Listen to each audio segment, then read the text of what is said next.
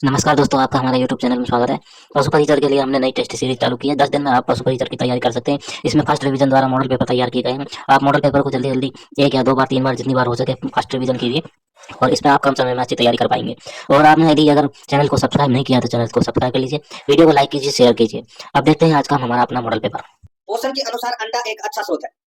पोषण के अनुसार अंडा किसका किसका एक अच्छा स्रोत है? तो दोस्तों इसका राइट आंसर हो जाएगा, ये देखिए, प्रोटीन का, आयरन और फास्फोरस का, असंतृप्त वसीय अम्लों का। तो यहाँ पर इसका राइट आंसर हो जाएगा दोस्तों, देखिए डी नंबर का जो ऑप्शन है वो इसका बिल्कुल सही उत्तर हो जाएगा। दोस्तों अंडे प्रोटीन का एक उच्च गुणवत्ता वाला स्रोत है जिसमें कार्बोहाइड्रेट और विटामिन सी को छोड़कर विटामिन ए, ई और बी12 की उच्च मात्रा होती है। तो यहाँ पर इसमें राइट आंसर हो जाएगा आयरन, फास्फोरस, असंतृप्त वसीय अम्लों का। तो यहाँ पर उपरोक्त सभी डी नंबर का ऑप्शन बिल्कुल सही उत्तर हो जाएगा।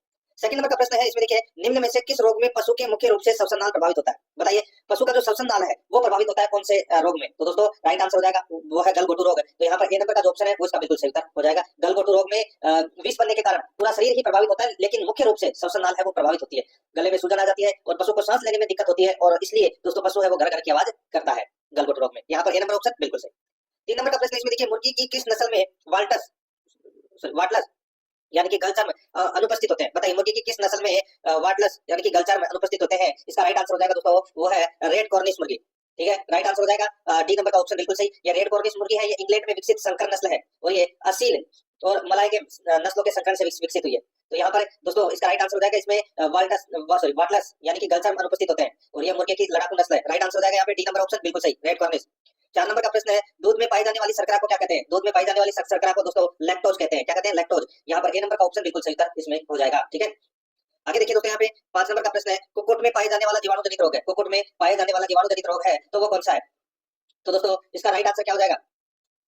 कुक्कुट में पाया जाने वाला दोस्तों जीवाणु जनित रोग है तो वो है फाउल कोलेरा। कौन सा है? Fowl cholera. तो यहाँ पर इसमें सी नंबर का ऑप्शन बिल्कुल सही उत्तर हो जाएगा। एक है रानीखेत, वो विषाणु जनित रोग है। ठीक है, तो यहाँ पर इसमें सी नंबर का ऑप्शन बिल्कुल सही उत्तर हो जाएगा। और ये फाउल पॉक्स भी, ये भी विषाणु जनित रोग है। नेक्स्ट आगे देखिए, यहाँ पे जीवाणु जनित कौन सा हो जाएगा इसमें? Foul cholera. नेक्स्ट आगे देखिए, यहाँ पे 6 नंबर का प्रश्न है, नेत्र श्लेष्मा कलाशोथ नामक रोग के लक्षण क्या है? नेत्र श्लेष्मा कलाशोथ नामक रोग के लक्षण है वो क्या है? तो दोस्तों इसका राइट आंसर क्या हो जाएगा? वो है आंखें लाल हो जाना, आंखों में सूजन आना, तेज रोशनी सहन न होना। तो ये सभी क्या है? ये नेत्र श्लेष्मा कलाशोथ नामक रोग के लक्षण है। तो यहाँ पर इसमें राइट आंसर हो जाएगा उपरोक्त सभी। यहाँ पर डी नंबर का ऑप्शन बिल्कुल सही। 7 नंबर का प्रश्न है, इसमें देखिए, आमतौर पर दोहरे उद्देश्य वाली नस्लों की मादाओं को किसके रूप में, जबकि नर को किसके रूप में पाला जाता है? देखिए, दोहरे उद्देश्य वाली नस्लों की मादाओं को दोस्तों लेयर्स के रूप में और जबकि नर को बॉयलर के रूप में पाला जाता है। यहाँ पर अपना इसमें राइट आंसर क्या हो जाएगा बताइए? तो दोस्तों देखिए, दोहरे उद्देश्य वाली नस्लें जिन्हें बॉयलर और लेयर दोनों रूप में पाला जाता है। ठीक है, तो यहाँ पे नर को बॉयलर के रूप में, तो नर को बॉयलर के रूप में और मादाओं को दोस्तों लेयर के रूप में पाला जाता है। तो यहाँ पर अपना इसमें सी नंबर का जो ऑप्शन है वो इसका बिल्कुल सही उत्तर हो जाएगा। आगे देखिए, 8 नंबर का प्रश्न है, भैंस की किस नस्ल में हंसिया के आकार के एवं चपटे सींग पाए जाते हैं? भैंस की किस नस्ल में हंसिया के आकार के एवं चपटे सींग पाए जाते हैं? तो दोस्तों इसका राइट आंसर क्या हो जाएगा? तो दोस्तों इसका बिल्कुल सही उत्तर हो जाएगा, वो है सूरती भैंस। ठीक है, तो यहाँ पर बी नंबर का जो ऑप्शन है वो इसका बिल्कुल सही, सूरती भैंस। आगे देखिए, 9 नंबर का प्रश्न है, मूर्तियां बनाने में किस पशु की हड्डियों को काम में लिया जाता है? दोस्तों इसका राइट आंसर हो जाएगा, देखिए, ऊंट की हड्डी है वो हाथी दांत की तरह कठोर होती है। ठीक है, और हजारों वर्षों तक अपनी सफेदी बरकरार रखती है। तो ऊंट की हड्डियों का उपयोग मूर्ति बनाने में किया जाता है। तो यहाँ पर अपना इसमें राइट आंसर क्या हो जाएगा? सी नंबर का ऑप्शन बिल्कुल सही उत्तर हो जाएगा। आगे देखिए दोस्तों, यहाँ पे 10 नंबर का प्रश्न है, कुक्कुटशाला के भवन के लंब अक्ष की दिशा होनी चाहिए। कुक्कुटशाला के भवन के लंब अक्ष की दिशा होनी चाहिए। तो दोस्तों इसका राइट आंसर हो जाएगा, लंब अक्ष की जो दिशा है वो दोस्तों कैसी होनी चाहिए? तो दोस्तों इसका जो राइट आंसर हो जाएगा वो है इसमें, देखिए, इसके अंदर पूर्व से पश्चिम होनी चाहिए। ठीक है दोस्तों, कैसी होनी चाहिए? तो दोस्तों पूर्व से पश्चिम। तो यहाँ पर अपना इसमें राइट आंसर क्या हो जाएगा? वो है सी नंबर का जो ऑप्शन है वो इसका बिल्कुल सही हो जाएगा, ताकि गर्मी में लू और बारिश में वर्षा से बचाव हो सके। तो यहाँ पर सी नंबर ऑप्शन बिल्कुल सही। आगे देखिए, दही तैयार करने के लिए दूध में अम्लीयता का प्रतिशत होना चाहिए। दही तैयार करने के लिए दूध में अम्लीयता का प्रतिशत होना चाहिए। तो दोस्तों इसका राइट आंसर हो जाएगा वो है उसमें 0.10 अम्लीयता का प्रतिशत होना चाहिए दूध में। तो यहाँ पर अपना इसमें राइट आंसर क्या हो जाएगा? बी नंबर का जो ऑप्शन है वो इसका बिल्कुल सही उत्तर हो जाएगा, ये आपको इसमें याद रखना। ठीक है, आगे देखिए, 12 नंबर का प्रश्न है, एक गाय का रंग काला और सफेद है तथा पूंछ का गुच्छा सफेद है, वह गाय की नस्ल कौन सी है? एक गाय का रंग काला और सफेद है तथा पूंछ का गुच्छा सफेद है, वह गाय की नस्ल है, तो वो कौन सी नस्ल है?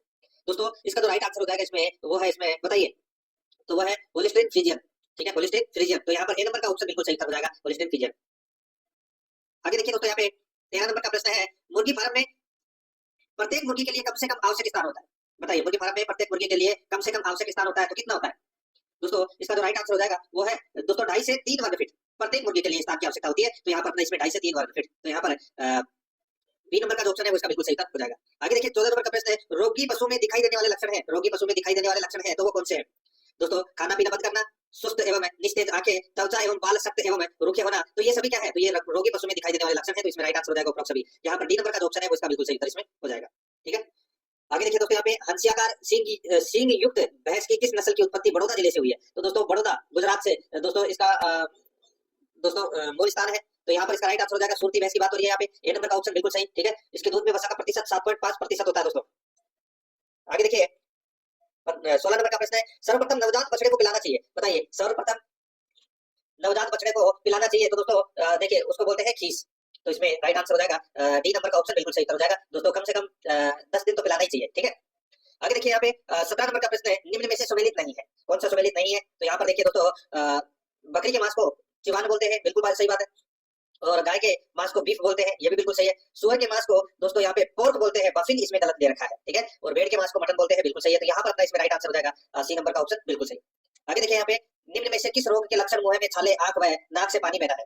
निम्न में से किस रोग के लक्षण मुंह में छाले, आंख व नाक से पानी बहना है? तो इसका राइट आंसर हो जाएगा दोस्तों वो है पशु प्लेग वायरस द्वारा फैलने वाला एक भयंकर संक्रामक रोग है, पशु प्लेग इसका राइट आंसर हो जाएगा, और ये जुगाली करने वाले जानवरों में फैलता है। इस रोग में पशु के मुंह के अंदर छाले हो जाते हैं और मुंह, नाक और आंख से पानी बहने लगता है। ठीक है, राइट आंसर हो जाएगा ए नंबर ऑप्शन सही।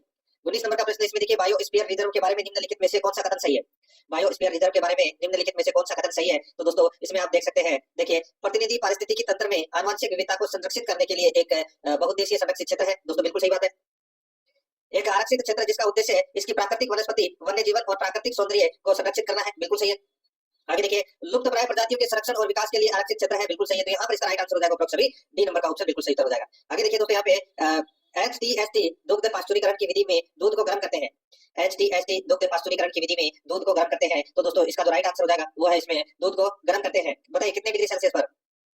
तो दोस्तों इसमें देखिए 72 डिग्री सेल्सियस पर दोस्तों 15 मिनट के लिए गर्म करते हैं, तो यहाँ पर अपना इसमें राइट आंसर सी नंबर का ऑप्शन बिल्कुल सही हो जाएगा। ठीक है, आगे देखिए भेड़ की किस नस्ल का नाम उसके मूल प्राप्ति स्थान के नाम पर रखा गया है? बताइए भेड़ की किस नस्ल का नाम उसके मूल प्राप्ति स्थान के नाम पर रखा गया है? तो इसका राइट आंसर हो जाएगा वो है जैसलमेर। ठीक है, तो यहाँ पर जैसलमेरी इसका right answer B number option बिल्कुल सही हो जाएगा।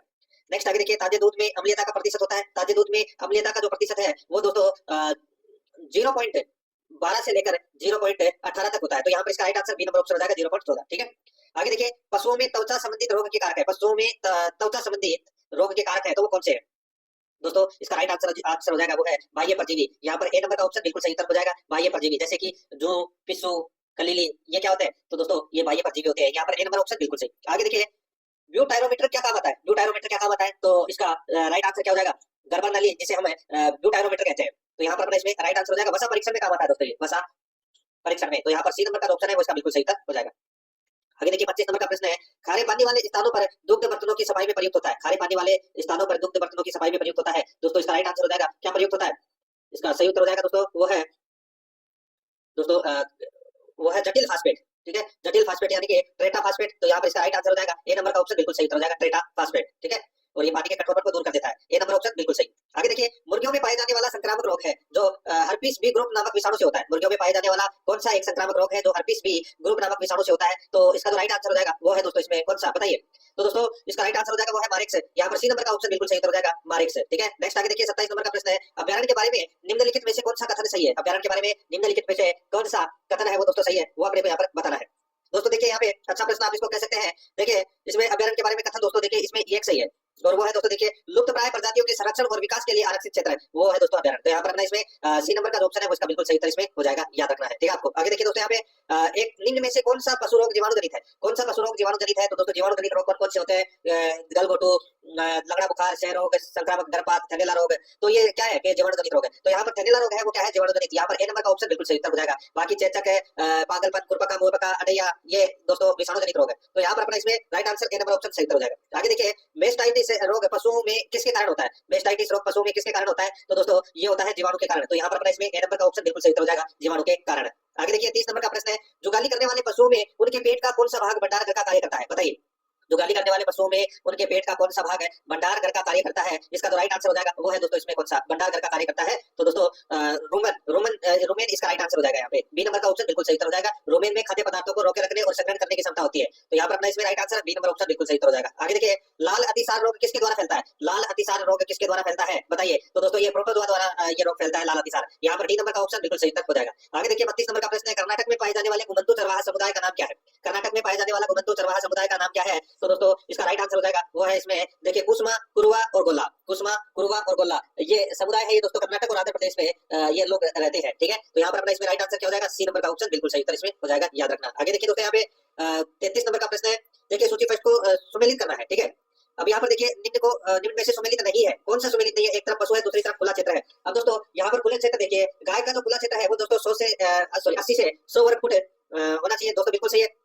भैंस का दोस्तों, भैंस का भी, गाय और भैंस का दोनों का दोस्तों बराबर बराबर होता है। तो यहाँ पर इसका जो राइट आंसर हो जाएगा बी नंबर का ऑप्शन हो जाएगा, क्योंकि ये 150 से 180 वर्ग फुट है वो इसमें गलत दे रखा है। ज्ञापित पशु का होता है दोस्तों 180 से 200, सांड का होता है 200 से 250 वर्ग फुट। ठीक है, तो यहाँ पर इसका राइट आंसर क्या हो जाएगा दोस्तों? बी नंबर का ऑप्शन बिल्कुल सही। आगे देखिए यहाँ पे 34 नंबर का प्रश्न है, पोल्ट्री मांस के ग्रेडिंग का आधार क्या है? पोल्ट्री मांस के ग्रेडिंग का आधार क्या है? तो दोस्तों इसका राइट आंसर हो जाएगा, देखिए 3 ग्रेड होते हैं दोस्तों ये, ठीक है, पोल्ट्री मांस में। इसमें एक पुष्टि, गुणवत्ता और फिनिश। तो यहाँ पर इसका राइट आंसर हो जाएगा पुष्टि, गुणवत्ता, मांस उत्पाद की फिनिश। तो यहाँ पर इसमें दोस्तों एक नंबर का जो ऑप्शन है वो इसका बिल्कुल सही उत्तर इसमें हो जाएगा, याद रखना। ठीक है, आगे देखिए यहाँ पे 35 नंबर का प्रश्न है, भारतीय गाय साहिवाल की औसत उत्पादकता है। भारतीय गाय साहिवाल की औसत उत्पादकता है। तो दोस्तों इसका राइट आंसर हो जाएगा, ये औसत उत्पादकता है ये दोस्तों कितना केजी है बताइए? साहिवाल नस्ल की मैं गाय की बात कर रहा हूँ यहाँ पे। तो यहाँ पर देखिए इसका राइट आंसर हो जाएगा ये जो साहिवाल है ये 1143 से दोस्तों 3175 लीटर तक ये दूध है वो प्रति गांठ में देती है। यानी कि ऑप्शन के अनुसार 1217 किग्रा प्रति गांठ इसका राइट आंसर हो जाएगा। ठीक है, 1217 किग्रा प्रति गांठ। तो यहाँ पर अपना इसमें सी नंबर का जो ऑप्शन है वो इसका बिल्कुल सही उत्तर हो जाएगा, औसत पूछा है। ठीक है,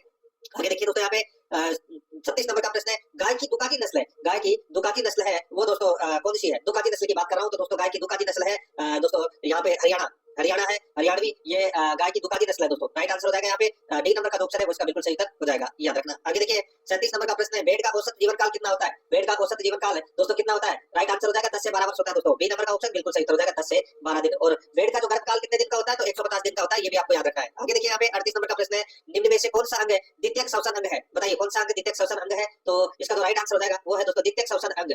तो इसका राइट आंसर हो जाएगा दोस्तों, देखिए मैं आपको बताऊं इसके अंदर के द्वितीय श्वसन अंग है वो है दोस्तों मुख। तो यहाँ पर अपने इसमें सी नंबर का जो ऑप्शन है वो इसका बिल्कुल सही उत्तर हो जाएगा, मुख। ठीक है, नेक्स्ट है आगे देखिए दोस्तों यहाँ पे निम्न में से कौन सी नस्ल मालपुरा व रेपोले बेरिनो के संकरण से विकसित की गई है? तो उसका नाम है दोस्तों क्या? उसका नाम है अविकालीन। तो यहाँ पर बी नंबर का ऑप्शन बिल्कुल सही हो जाएगा, अविकालीन। नेक्स्ट आगे देखिए यहाँ पे किस चरवाहा समुदाय को महाराष्ट्र का जाना माना समुदाय माना जाता है? बताइए किस चरवाहा समुदाय को महाराष्ट्र का जाना माना समुदाय माना जाता है? तो इसका राइट आंसर हो जाएगा वो है दंगर दोस्तों समुदाय है ये। ठीक है, तो आपने पशु परिचर का मॉडल पेपर देखा। हमारे सभी मॉडल पेपर प्ले लिस्ट में तैयार है, आप वहां से प्ले लिस्ट में से अपने पुराने मॉडल पेपर भी देख सकते हैं। सभी मॉडल पेपर प्ले लिस्ट में है, आप एक एक दो करके सभी मॉडल पेपर को फर्स्ट रिवीजन कर लीजिए। ये फर्स्ट रिवीजन से इसके अंदर जितने भी सवाल है आपको कम समय में जल्दी से जल्दी तैयारी मिलेगी। 10 दिन में हमारा टारगेट है, 10 दिन में पूरा कोर्स कंप्लीट करा दिया जाएगा। इसके अंदर आप हमारे मॉडल पेपर को देख करके अपनी तैयारी मजबूत कर सकते हैं।